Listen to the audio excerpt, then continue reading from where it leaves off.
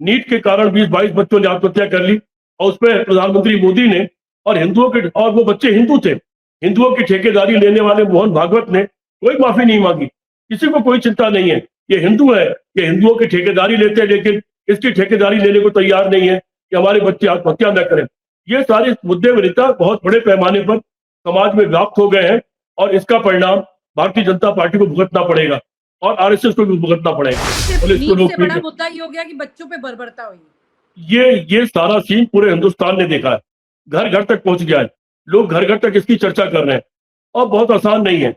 अब मोदी सरकार की विदाई की शुरुआत हो गई है, विदाई अपने समय पर होगी, या तो सांसद लोग विद्रोह कर दे, 100-150 सांसद उधर से उठ करके दूसरे पक्ष में जाकर के बैठ जाए, ये देख करके कि देश की जनता खिलाफ हो गई है, अब हमको अपने दल में वापस चले जाना चाहिए, या तो ऐसे हालात पैदा हो जाए, और नहीं तो फिर वो चाहे 27 का चुनाव हो चाहे 29 का चुनाव हो, इनकी विदाई का वक्त आ गया है। सर, एक बहुत बड़ा सवाल ये उठ रहा है कि जैसे कि जो जब प्रोटेस्ट होते हैं तो उस प्रोटेस्ट में कई तरह के अलग अलग लोग घुस जाते हैं और अपना जो मेन टारगेट है उसको साधने की कोशिश करते हैं। यहाँ पर जनता जो सड़क पर उतर के आई वो नीट को लेके और एजुकेशन सिस्टम में जो बदहाली चल रही है उसको लेकर के निकल के आई है। वहीं पर पता चलता है कि अलग अलग तरह के लोग जब उसमें शामिल होते हैं, क्योंकि योगेंद्र यादव और प्रशांत भूषण अपने लेवल पर अपने स्तर पर कुछ ना कुछ एक लड़ाई लड़ रहे हैं, क्योंकि अन्ना आंदोलन से उन्हें बाद में अरविंद केजरीवाल ने बाहर कर दिया था, लेकिन अब उनको एक और आंदोलन का बेस मिला, वो वहां गए। नंबर 1। नंबर 2, कुछ लेफ्ट के लोग भी दिखाई देते हैं इन सब चीजों में। एक बहुत बड़ा सवाल कुछ लोग उठा रहे हैं कि उमर खालिद के पिता भी इसके अंदर दिखाई दिए हैं। तो मतलब सवाल ये उठता है कि अभी ऑलरेडी कांग्रेस और समाजवादी पार्टी इसको लेकर के काफी सीरियसली चीजों को आगे बढ़ा रही हैं, इस आंदोलन को अपने अपने स्तर पर आगे बूम कर रही हैं। अब यहाँ सवाल ये उठता है कि इतने सारे लोग जब इसमें घुसते हैं तो ये आम जन जो कि सोच रहे हैं कि हमारे एग्जाम का फायदा होगा, क्योंकि कुल मिलाकर के हमने देखा है कि आम जनता आती है सड़क पर, आवाज वही उठाती है, तारीख वही बदलती है, लेकिन फायदा जो होता है वो किसी ना किसी पॉलिटिकल पार्टी को इसका होता है। पहले आम आदमी पार्टी निकल आई थी, सीजीपी कुछ ना निकल आए। तो सवाल यही उठता है यहाँ पर कि इस तरह के तमाम लोग जो हैं इसमें इसको कैसे देखेंगे। इंटरनेशनली कुछ हैं लोग जो इसको हाईजेक करने की कोशिश करते हैं या प्लान करते हैं, या सीजीपी वाकई में एक डिजिटल एक्सपेरिमेंट है बीजेपी का। मैं इसको समझ गया। दरअसल आपको भूमि अधिग्रहण बिल याद है? जब भूमि अधिग्रहण बिल आया था और भट्टा परसौल में राहुल गांधी जाकर के एक छत पर सोए थे, उसको शुरू किया था उन्होंने, और परिणाम ये निकला कि किसानों की जो जमीन ली जाती उसका 4 गुना मुआवजा मिलने लगा। इसके अलावा किसान बिल आपको याद होगा, किसान बिल में किसान तो आंदोलन कर ही रहे थे, लेकिन हम जैसे लोग भी सिंधु बॉर्डर पे जाकर के पूरे पूरे दिन वहां पर समय लगा रहे थे, उनके साथ मिल रहे थे, उनकी बात को उठा रहे थे, और वो चाहे राहुल गांधी हो चाहे अन्य नेता हो, वो सारे लोग भी किसानों के सवालों पर बड़ी तेजी से मुखर थे। ये क्या होता है कि ये मल्टीफोकल, ये आंदोलन होते हैं, ये मल्टीफोकल होते हैं। ये खाली एक, ठीक है, एक मुख्य वर्ग होता है जो उस आंदोलन को धार देता है, जो आकर्षित करता है, जो मुद्दे उठाता है, लेकिन बाकी भी जो अलग अलग तरह के जागरूक लोग हैं, अब आपने प्रशांत भूषण का नाम लिया या योगेंद्र यादव का नाम लिया, वो लोग समाज के जागरूक लोग हैं, सिविल सोसाइटी हैं, वो लोग हर मुद्दे पर मुखर रहते हैं। जब आंदोलन नहीं चलता है तब भी कोई पीआईएल डालते रहते हैं। आपने देखा कि तो भी मुखर रहते हैं। तो आपने देखा कि अन्य जो मुद्दे एसआईआर वगैरह के भी थे, उसमें योगेंद्र यादव ने जो बहस की सर्वोच्च न्यायालय में जाकर के, वो अपने आप में बहुत धारदार है, बड़ी फैसला कुन बहस की। और बाकी लोग भी इस काम में लगे रहते हैं, कई सारे वकील हैं, वो बिना कोई पैसा लिए लोगों के समर्थन में तमाम लड़ाई लड़ते रहते हैं। तो उनका अपना रोल है और राजनीतिक दलों का अपना रोल है। कुल मिला के राजनीतिक दल अगर न जुड़े तो उसमें वो धार नहीं आ पाती है और उसको संवैधानिक और कानूनी वो मुद्दा नहीं मिल पाता है। जब सदन के भीतर वही सवाल उठता है, अब आपने देखा कि जब अभी ये आंदोलन शुरू हुआ तो पहले दिन ही राज्यसभा में खड़गे साहब उठे और लोकसभा में राहुल गांधी, और उसके बाद लोकसभा के बाहर अखिलेश यादव जी, इन लोगों ने इस मुद्दे को उठाया।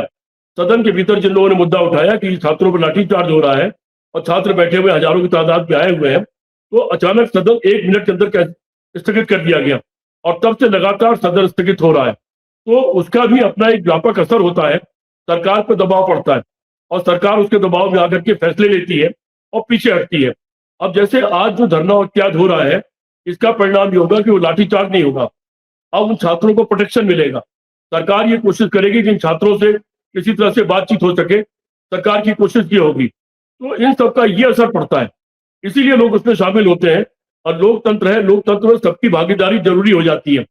जो चाहे जो समाज का मुद्दा हो, चाहे जो देश का मुद्दा हो, किसी वर्ग का मुद्दा हो, उसमें सारे लोग जब भागीदार होते हैं तभी वो फैसलाकुन स्थान पे पहुंचता है वो। जी विनीता। ठीक है, तो मतलब कुल मिलाकर यहाँ पर जो तस्वीर अभी दिखाई दे रही है, उसमें काफ़ी कुछ ऐसा है, जो आपको लग रहा है कि इस बार मोदी सरकार के लिए मुश्किल खड़ी करने वाला है? मुझे ऐसा लग रहा है कि ये आंदोलन मोदी सरकार की ताबूत में एक कील का काम करने आया है, और मोदी सरकार अब उबर नहीं पाएगी। ये बच्चों का आंदोलन है, और लाठीचार्ज होता हुआ, लड़कियों के कपड़े फाड़ते हुए लोग, लड़कियों पर हमला करते हुए लोग, छोटे छोटे बच्चों को घेर कर 5-5 मतलब 6-6 पुलिस को नीट लोग से बड़ा पीट। मुद्दा ये हो गया कि बच्चों पे बर्बरता हुई। ये सारा सीन पूरे हिंदुस्तान ने देखा है, घर घर तक पहुंच गया है। लोग घर घर तक इसकी चर्चा कर रहे हैं, और बहुत आसान नहीं है। अब मोदी सरकार की विदाई की शुरुआत हो गई है। विदाई अपने समय पर होगी, या तो सांसद लोग विद्रोह कर दे, 100-150 सांसद उधर से उठ करके दूसरे पक्ष में जाकर के बैठ जाए, ये देख करके कि देश की जनता खिलाफ हो गई है, अब हमको अपने दल में वापस चले जाना चाहिए। या तो ऐसे हालात पैदा हो जाए, और नहीं तो फिर वो चाहे 27 का चुनाव हो, चाहे 29 का चुनाव हो, इनकी विदाई का वक्त आ गया है। कुल मिलाकर किस तरह की तस्वीरें बनेंगी, क्योंकि कई बार ऐसा हुआ है इन तमाम सालों में कि मुद्दे आए हैं, लेकिन फिर उसके बाद में जब सरकार के चुनाव होते हैं किसी भी राज्य में कहीं भी, तो उस वक्त में एक अलग ही माहौल, क्योंकि न्यूज़ डाइवर्जन में बीजेपी ने काफ़ी महारत हासिल कर ली है, वो माहौल तुरंत जब चाहे बदल देती है। हाँ, लेकिन इस बार कर नहीं पा रही है विनीता। इस बार आप कोई भी मुद्दा देख लो, बीजेपी के लोग, आरएसएस के लोग डाइवर्ट करने की कोशिश करते भी हैं, तो हो नहीं पा रहा। इस बार लोग उनके बहकावे में नहीं आ रहे। अभी मैं कुछ लोगों के वो वर्जन देख रहा था, कई ऐसे लोगों को वर्जन देखे मैंने जो हार्डकोर भाजपाई थे, जो पहले भाजपा और आरएसएस के खिलाफ कुछ लिखने पर विरोध करने के लिए आ जाया करते थे। लेकिन उन लोगों को देख रहा था मैं कि अब वो लोग ये कह रहे थे कि बच्चों के ऊपर ही लाठीचार्ज, आंसू गैस, उनकी मांग जायज है, नौकरी मिल नहीं रही है। नौकरी का एक ही तरीका है कि आप कंपटीशन में हिस्सा लीजिए, और कंपटीशन में हिस्सा लेकर के आप सेलेक्ट होइए, तभी नौकरी बड़ी मुश्किल से मिल पाती है। बाकी नौकरियां गायब होती जा रही हैं, प्राइवेट सेक्टर की नौकरियां भी कम होती चली जा रही हैं। दुनिया के हालात ऐसे हो गए, और नरेंद्र मोदी की सरकार के टाइम में अर्थव्यवस्था देश की इतनी बुरी तरह गर्त में चली गई है कि बहुत बड़े पैमाने पर आने वाले समय में और छटनी होने की उम्मीद है। ऑलरेडी छटनी होने लगी है। आपको ध्यान होगा, मनमोहन सिंह की सरकार में एमबीए के और इंजीनियरिंग कॉलेज, बीटीसी के कॉलेज, बीएड के कॉलेज, ये बड़े पैमाने पर बनते चले जा रहे थे। इस सरकार में रोज 5-7 कॉलेज बंद हो रहे हैं। 90,000 से ज्यादा, करीब बल्कि 1 लाख के ऊपर सरकारी स्कूल अब तक बंद हो चुके हैं। जबकि सरकार का तरीका था कि स्कूल बढ़ने चाहिए थे, और गरीब लोगों को शिक्षा मिलनी चाहिए थी, और ये कॉलेज बढ़ने चाहिए थे। कारण ये था कि पहले कोई एमबीए कर लेता था, बीटेक कर लेता था, बीएड या बीटीसी कर लेता था, तो करते ही उसको ठीक ठाक सी नौकरी मिल जाती थी, अपना खर्च चलाने लायक। अब एमबीए पास लड़का, इंजीनियरिंग पास लड़का, मुश्किल से 10,000 की नौकरी उसको मिल पा रही है, या नौकरी मिली नहीं, छटनी होती चली जा रही है। ये समाचार लगातार पढ़ने को मिलते हैं कि फला कंपनी ने 8,000 लोगों की छटनी कर दी, फला ने 15,000 की छटनी कर दी। ये जो छटनी लगातार हो रही है, उसका भी परिणाम है, लोगों के घर के बच्चे हैं, वो घरों पर बैठ गए आकर के, नौकरी के लिए छटपटा रहे हैं। अब आईआईटी का टॉपर कोई बच्चा आत्महत्या कर ले कि मुझको नौकरी नहीं मिली, इसके पापा माफ करना, मैं दुनिया से जा रहा हूं, इससे ज्यादा बुरा किसी देश के लिए क्या हो सकता है? किसी देश की सरकार के लिए इससे ज्यादा शर्मनाक और क्या हो सकता है कि एक टॉपर बच्चा आत्महत्या कर ले। नीट के कारण 20-22 बच्चों ने आत्महत्या कर ली, और उस पर प्रधानमंत्री मोदी ने, और हिंदुओं के, और वो बच्चे हिंदू थे, हिंदुओं की ठेकेदारी लेने वाले मोहन भागवत ने कोई माफी नहीं मांगी। किसी को कोई चिंता नहीं है, ये हिंदू है, ये हिंदुओं की ठेकेदारी लेते हैं, लेकिन इसकी ठेकेदारी लेने को तैयार नहीं है कि हमारे बच्चे आत्महत्या न करें।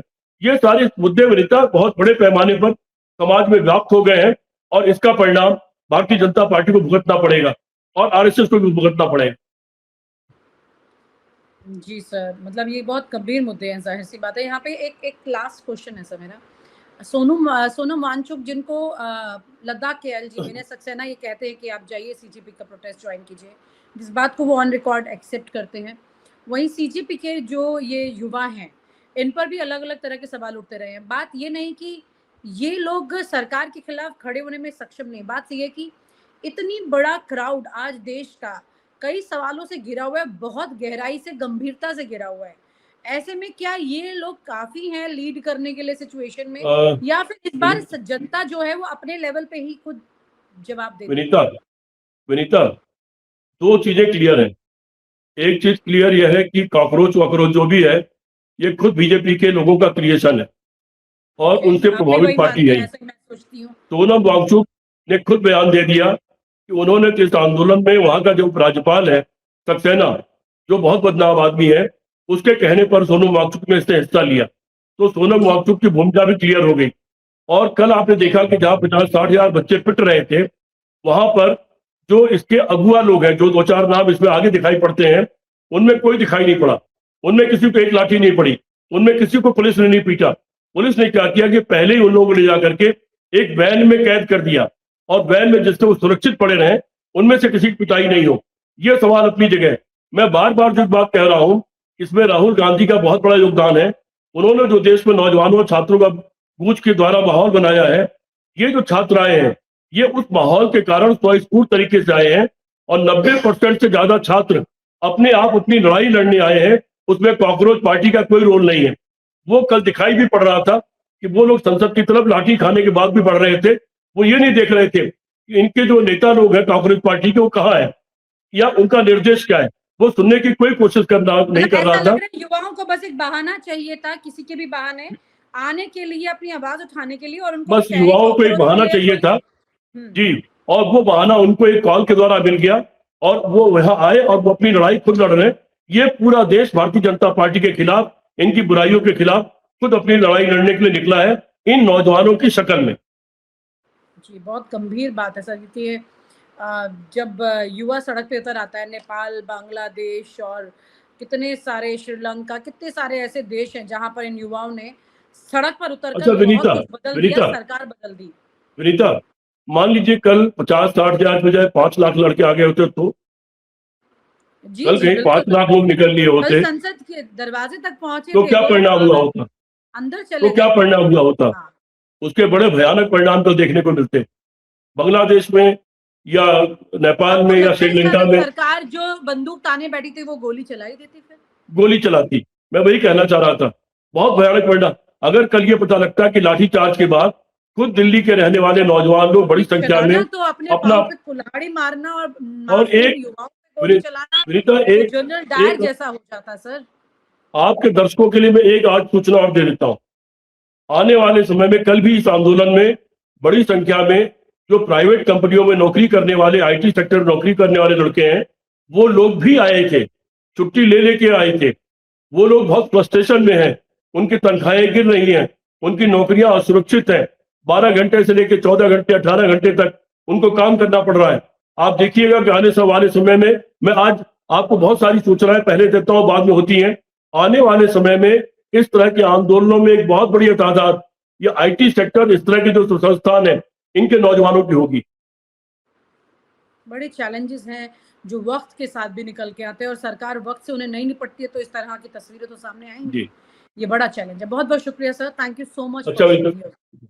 Thank you sir. और आप हमसे जुड़े रहने के लिए सब्सक्राइब करें YouTube पर, फॉलो करें Twitter पर और लाइक करें Facebook पर। और ज्यादा जानकारी के लिए आपको टाइप करना होगा सिर्फ न्यूज नशा।